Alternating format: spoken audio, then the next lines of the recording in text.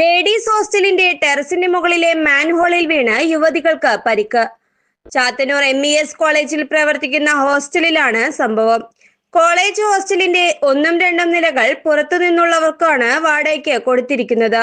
ഇവിടെ താമസക്കാരായ മെഡിസിറ്റി ഹോസ്പിറ്റലിൽ പാരാമെഡിക്കൽ ജീവനക്കാരായ മനീഷ, സ്വാതി എന്നിവർക്കാണ് വീഴ്ചയിൽ പരിക്കേറ്റത്.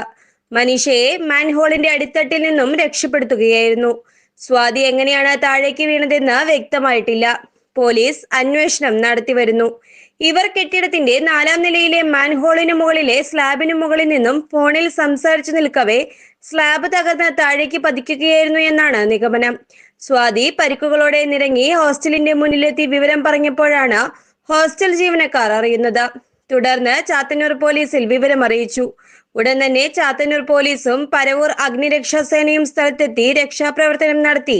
പരിക്കേറ്റവരെ ട്രാവൻകൂർ മെഡിക്കൽ കോളേജ് ആശുപത്രിയിൽ പ്രവേശിപ്പിച്ചു. പരിക്കേറ്റ കണ്ണൂർ സ്വദേശിനി മനീഷ തീവ്രപരിചരണ വിഭാഗത്തിൽ ചികിത്സയിലാണ്.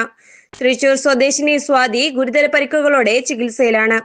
സംഭവസ്ഥലം GS Jayalal MLA, special branch ACP Pradeep Kumar എന്നിവർ സന്ദർശിച്ചു. News desk, express news.